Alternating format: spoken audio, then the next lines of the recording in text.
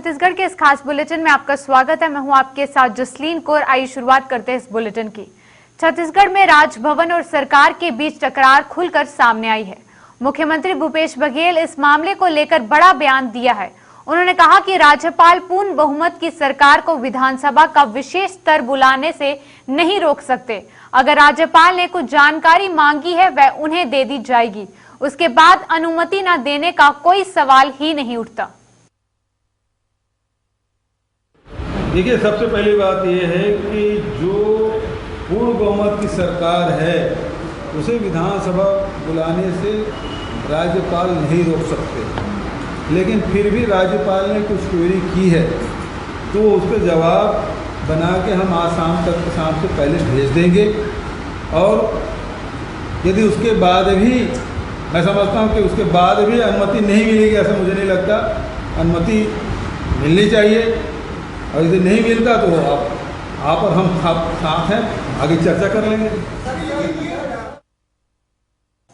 मुख्यमंत्री भूपेश बघेल ने एथनॉल के मुद्दे को लेकर रायपुर में प्रेस कॉन्फ्रेंस की और इस प्रेस कॉन्फ्रेंस में मंत्री रविंद्र चौबे, अमरजीत भगत, प्रदीप शर्मा और शैलेश नितिन मौजूद थे। मुख्यमंत्री भूपेश बघेल ने इस प्रेस कॉन्फ्रेंस में चावल से एथनॉल बनाने की प्रक्रिया पर सरकार के प्रयासों को लेकर चर्चा की। मुख्यमंत्री ने सरकार के प्रयासों को लेकर क्या कहा, आइए देखते हैं। दूसरे फसल ले ही नहीं सकते, हमारी परिस्थिति, भौगोलिक परिस्थिति इस प्रकार से है, लेकिन केंद्र सरकार मानी नहीं। तब हम लोगों ने सोचा कि इस धान का खपत क्या करना, हम किसान को जो वादा किए उसे धोखा नहीं दे सकते, उसका दूसरा रास्ता क्या है। फरवरी 2019 में सबसे पहले न्यू सर्किट हाउस में हमने कार्यशाला आयोजित की, जिसमें बैंकर्स भी आए थे, जिसमें वैज्ञानिक भी आए थे, कृषि वैज्ञानिक भी आए थे, कृषक समाज के लोग, संगठन के लोग भी आए थे, हमारे अधिकारी भी थे। दिन भर कार्यशाला चला कि आखिर इस प्लांट किस प्रकार से होगा, इसमें इथेनॉल कितना निकलेगा, और इथेनॉल के बारे में बता दे। रविशंकर यूनिवर्सिटी के प्रयोगशाला में इसको निकाला गया, पंजाब यूनिवर्सिटी में भेजे, वहां पता किए दुनिया में कहां कहां उत्पादन होता है, उसके बारे में जानकारी। लगातार हम लोग कोशिश करते रहे और हमने फिर भारत सरकार को पत्र लिखा कि भाई हमको पेडी से इथेनॉल बनाने की अनुमति दी जाए। जब आप चावल हमारा नहीं खरीद रहे, धान हमारा नहीं खरीद रहे, हमको अनुमति दे दो ना भाई, हम खरीदेंगे और हम क्या उपयोग करेंगे, इसकी भी अनुमति आप नहीं देंगे। ये कौन सी बात हुई। प्रधानमंत्री की पत्र लिखा, खाद्य मंत्री पत्र लिखा, पेट्रोलियम मंत्री पत्र लिखा, कृषि मंत्री पत्र लिखा, क्योंकि इंटर डिपार्टमेंटल ये अनुमति लगनी है, कृषि से भी, खाद्य से, पेट्रोलियम से। लगातार हम लोग संपर्क करें, व्यक्तिगत रूप से भी जाके मिले हैं और पत्राचार भी किए, टेलीफोनिक भी बात की, तब जाके ये स्थिति बनी कि हाँ इसकी अनुमति दी जा सकती है। दी जा सकती है तो इसका रेट क्या होगा, तो रेट जाके अब जाके 54 या 54 रुपये प्रति लीटर के हिसाब से ये लोग खरीदेंगे। नहीं तो धान के इसके पहले कोई रेट नहीं था, मतलब शुगर केन का था, भूसी से था, गन्ने के छिलके से था, उससे जो पेट्रोलियम निकलना उसका रेट तय था। लेकिन धान से जो इथेनॉल बनेगा उसका रेट भारत सरकार ने, इंडियन ऑयल ने तय नहीं किया था। वो लगातार हम लोगों का आग्रह, दबाव से ही ये संभव हो पाया। और आपको बताते हुए मुझे प्रसन्नता है, पिछले महीने हम लोगों ने 4-6 फैक्ट्रियों से हमने एमयू कर लिया। वो प्लांट पेडी से इथेनॉल बनाने के प्लांट के लिए हमारा अनुबंध हो चुका है। मुख्यमंत्री भूपेश बघेल ने कृषि कानून, उन्होंने केंद्रीय मंत्री संजीव बलियान के बयान पर हमला बोला है। केंद्रीय मंत्री ने कृषि कानून को लेकर चुनौती दी थी। इस पर मुख्यमंत्री ने कहा कि हमारे मंत्री ने चुनौती पहले ही स्वीकार की थी, लेकिन कोई बहस करने नहीं आया। मुख्यमंत्री ने कहा कि कृषि कानून में बदलाव करना चाहिए।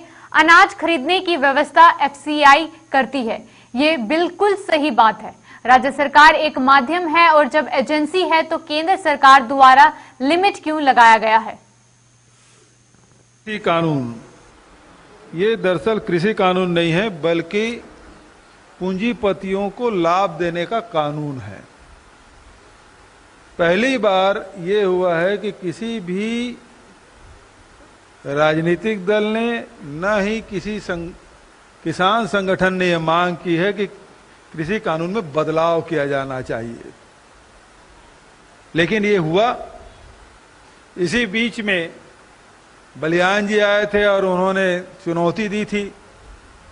हमारी चुनौती तो पहले अकबर जी ने यही चुनौती उसकी स्वीकार की थी कि किसी भी मंच में आ जाइए, स्थान और समय आप तय करें, हम चर्चा करने के लिए तैयार हैं। बलियान जी ने एक बात कही, धान खरीदी करने के लिए, अनाज खरीदी करने के लिए पूरे देश में जो व्यवस्था है वो एफसीआई की है और राज्य सरकार एजेंसी के रूप में काम करती है। बिल्कुल सही बात उन्होंने कही और यही बात मैं विधानसभा सत्रों में अनेक बार मैं इसको विधानसभा में भी कह चुका हूं। भारतीयों से लाखों ठगने वाले पाकिस्तानी ठगों को बिलासपुर पुलिस ने धर दबोचा है।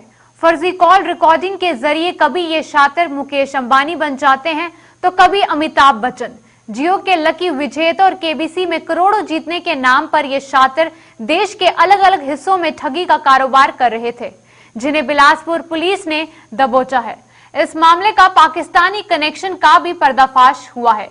बिलासपुर के आईजी दीपांशु काबरा और एसपी प्रशांत अग्रवाल के निर्देश पर इस ठग गिरोह के खिलाफ करीब 9 महीने से तफ्तीश चल रही थी, जिसके बाद अब पुलिस ने छात्रों के इस गैंग को बेनकाब किया है। उसी सप्ताह में इस प्रार्थी को भी ऐसा एहसास होने पर उसने पुलिस के पास नाराज किया और उसने घटनाक्रम बताया। तब उसे एहसास हुआ कि वो ठगी का शिकार हुआ है।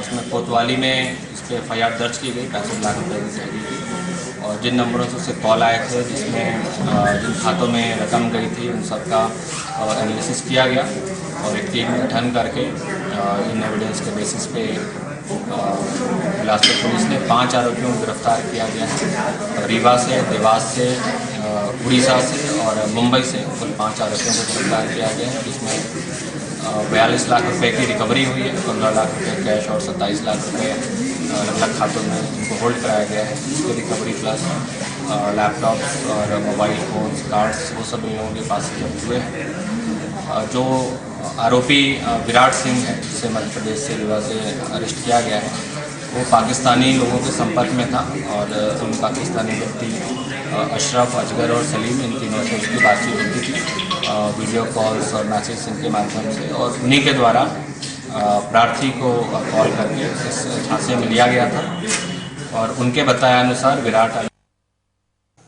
पूर्व मुख्यमंत्री डॉक्टर रमन सिंह पर निशाना साधते हुए प्रदेश कांग्रेस प्रवक्ता विकास तिवारी ने कहा कि जनता कांग्रेस अध्यक्ष अमित जोगी और उनकी पत्नी ऋचा जोगी के जाति प्रमाण पत्र निरस्त होने के बाद मरवाही में उनके द्वारा दाखिल किए गए नामांकन पत्र को खारिज करने पर डॉक्टर रमन सिंह तिलमिला उठे हैं। उन्होंने कहा कि राज्य के पूर्व मुख्यमंत्री व भाजपा नेता डॉक्टर रमन सिंह को ये पच नहीं रहा है कि जबकि उनकी पार्टी के आदिवासी नेता इस फैसले का स्वागत कर रहे हैं। उन्होंने कहा कि कांग्रेस पार्टी और पूर्व मुख्यमंत्री से ये पूछना चाहते हैं कि वह जांच समिति के इस फैसले का स्वागत करते हैं या नहीं। जनता कांग्रेस अध्यक्ष अमित जोगी और उनकी धर्मपत्नी श्रीमती ऋचा जोगी के जाति प्रमाण पत्र को जांच समिति ने निरस्त कर दिया और उस आधार पर मरवाही उपचुनाव में उनकी दावेदारी को भी निर्वाचन आयोग ने रद्द कर दिया। इस फैसले का स्वागत भारतीय जनता पार्टी के पूर्व राज्यसभा सांसद और सर्वोच्च आदिवासी नेता नंद कुमार साय जी ने किया और तमाम आदिवासी नेताओं ने इस फैसले का स्वागत किया। कांग्रेस पार्टी के भी तमाम मंत्रीगण और आदिवासी समाज के नेताओं ने इस फैसले का स्वागत किया। लेकिन पूर्व मुख्यमंत्री डॉक्टर रमन सिंह शादी में नाराज फूफा की तरह मुंह फुलाकर बैठे हुए हैं। उनको यह फैसला पच नहीं रहा है, जबकि उनके ही पार्टी के बड़े आदिवासी नेता इस फैसले का स्वागत कर रहे हैं। कांग्रेस पार्टी पूर्व मुख्यमंत्री डॉक्टर रमन सिंह से पूछना चाहती है कि वह जांच समिति और छानबीन समिति के इस फैसले का स्वागत करते हैं कि नहीं करते।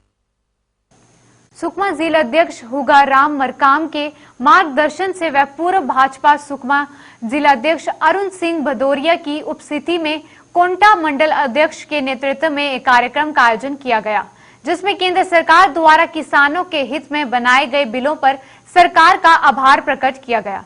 इस अवसर पर वक्ताओं ने कहा कि नरेंद्र मोदी की अगुवाई में भारत सरकार द्वारा किसानों की आय में वृद्धि एवं किसानों को अपनी उपज कहीं भी बेचने की आजादी देने के लिए कृषि सुधार बिल 2020 लोकसभा एवं राज्यसभा में पास कराकर किसानों के लिए एक ऐतिहासिक बदलाव किया है। इस दौरान किसानों द्वारा एक रैली का आयोजन भी किया गया, जिसके माध्यम से लोगों को इन बिलों के संदर्भ में जागरूक किया गया। दंतेवाड़ा जिले में खुलने वाले नए पुलिस कैंप को लेकर ग्रामीणों का विरोध प्रदर्शन लगातार जारी है। पिछले कई दिनों से सड़क किनारे टेंट लगाकर सैकड़ों ग्रामीण जुटे हुए हैं। कैंप के विरोध में ग्रामीणों ने कई लंबी लाइनें भी खोल रखी हैं। जानकारी के मुताबिक करीब 18 पंचायतों के सैकड़ों ग्रामीण एकजुट होकर विरोध प्रदर्शन कर रहे हैं। बीते करीब एक पखवाड़े से ही ग्रामीणों का विरोध प्रदर्शन लगातार जारी है और सड़कों को काटने का काम ग्रामीणों द्वारा किया जा रहा है ताकि कैंप स्थापित न हो सके। ग्रामीणों का कहना है कि इलाके में स्कूल, आश्रम, आंगनवाड़ी, अस्पताल, तालाब व बिजली आदि सुविधाएं जरूरी हैं, लेकिन पुलिस कैंप खोलने की आवश्यकता नहीं है। प्रदर्शनकारियों का कहना है कि कैंप खुलने से पुलिस निर्दोष ग्रामीणों को नक्सल मामलों में पकड़कर जेल भेज देंगे। इससे पहले भी गांव के लोगों को पकड़कर पुलिस जेल भेज चुकी है। का बहुत ही विरोधी, हम लोग को विरोधी करना है। कहीं भी गुमिया पालो, चाहे पोटाली, नीलावाया, कहीं भी हम नहाड़ी, कहीं भी हम लोग को कैंप का जरूरत नहीं है। इसको कैंप को हटाना है, इसलिए हम लोग पूरा रोड को खुदाई तोड़ फोड़ कर रहे हैं। इसका हम जब तक कैंप नहीं हटाएंगे तब तक हम लोग रोड को तोड़ फोड़ करते ही रहेंगे, ताकि दंतेवाड़ा तक क्यों ना हो, मतलब पूरा पोटाली, पूरा आरनपुर तक पूरा खुदाई करेंगे कैंप को हटाने के लिए। आप लोग का मांग क्या है? हम लोग का मांग ये है कि हम लोग को स्कूल चाहिए पढ़ने के लिए, और अस्पताल भी चाहिए, आंगनबाड़ी चाहिए, बड़ा बड़ा तालाब मन चाहिए। हम लोग को यही चाहिए और कुछ नहीं चाहिए, क्योंकि स्कूल इसलिए कोरोना इस साल छात्र लोगों को भी बहुत ही परेशान कर रहे हैं। इतने हम गरीब बच्चे हैं, हम लोग को झूठ बनाए कि कोरोना के कारण कोरोना होता है, तो मोदी को क्यों नहीं हो रहा है? हम लोग बच्चे लोगों को क्या है जो झूठ बना रहे हैं कि कोरोना हो रहा है बोल के। चाहिए और आंगनबाड़ी और बड़ा बड़ा तालाब मन चाहिए हमको, और कैंप को तो बहुत ही हटाना यहाँ नहीं चाहिए हम लोग को। बस इतना ही मेरा कहने का है। धन्यवाद। ग्राम पंचायत नहाड़ी में कैंप लाने के लिए कर और रहते, इसलिए हम लोग गड्ढा उड्ढा खोदे, कम से कम होंगे 8000 जनता। हम लोग 5 अक्टूबर से यहाँ पड़े हैं। अभी कैंप हटाने से तभी जाएंगे। हम लोग लड़ते ही रहेंगे तब तक, हम लोग नहीं हटाएंगे तब तक लड़ते ही रहेंगे हम। देश के प्रसिद्ध और प्रतिष्ठित चैनलों के नाम पर वसूली करने वाला एक फर्जी पत्रकार व उसके साथी को पुलिस ने गिरफ्तार किया है। फर्जी पत्रकार बकवांड ब्लॉक का रहने वाला है। पुलिस द्वारा पकड़े गए फर्जी पत्रकारों से फर्जी आईडी, बिल बुक, सील वगैरह बरामद किया गया है। पत्रकार राष्ट्रीय चैनलों के नाम पर बिल बुक छपवाकर ग्रामीण पंचायतों में विज्ञापन की वसूली करता था। उसने न केवल बिल बुक बल्कि फर्जी सील लगाकर राष्ट्रीय चैनलों को बदनाम करने की कोई कसर नहीं छोड़ी। इस पत्रकार के शिकार ग्राम पंचायत के पंच, सरपंच होते थे। इसकी जानकारी जब चैनलों के संभागीय प्रतिनिधियों को लगी तो उन्होंने थाना कोतवाली व बोधघाट में लिखित शिकायत की, जिसके उपरांत पुलिस ने मामले की गंभीरता से लेते हुए वसूली में संलिप्त फर्जी पत्रकार नीलंबर सेठिया को गिरफ्तार किया। आज एक शिकायत प्राप्त हुई थी कि कुछ व्यक्ति चैनल आज तक तथा इंडिया टीवी चैनल का फर्जी बिल बुक रसीद बनाकर तथा उसका सील बनाकर ग्रामीण क्षेत्रों में जाकर 5000 10,000 की वसूली कर रहे हैं। इस मामले को संज्ञान में लेकर तुरंत इसमें जांच की गई।